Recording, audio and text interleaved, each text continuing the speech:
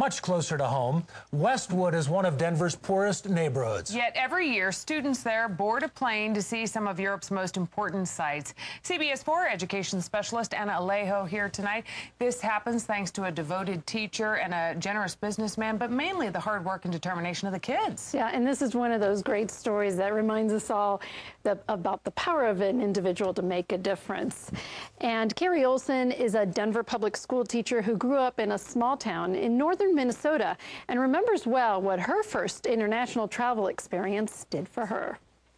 The Nazis were afraid of women who came to shop, because imagine how many of you have been around your mothers when they're mad. In a Denver neighborhood where educators struggle to keep children in school, 8th graders are studying about World War II.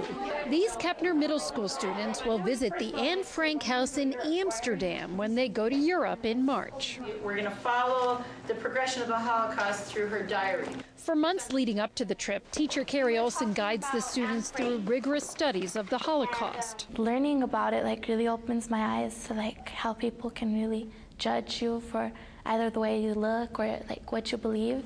Olson began taking her students on learning missions to the nation's capital in 1993 and has since expanded internationally. I'm showing them what's out there. I'm showing them how to reach their goals if that's what they want, but ultimately they need to choose and they need to step up. And I guess that's another thing that surprises me, how many of them do. Olson's work is changing lives. Alumni of her program graduate at a rate that far exceeds the average in DPS. Travel around the world, even before we get to high school or college or anything, so it's really breathtaking. People there think a little bit differently, so maybe me going there, I can bring some of that back and just be more open-minded about certain things. The $3,300 fee for the trip is earned by the participating student and his family. Jobs at the school and in the community are made possible through the Foundation Keep, started by Denver businessman Jack Thompson. Well, this is an extremely rewarding part of my life.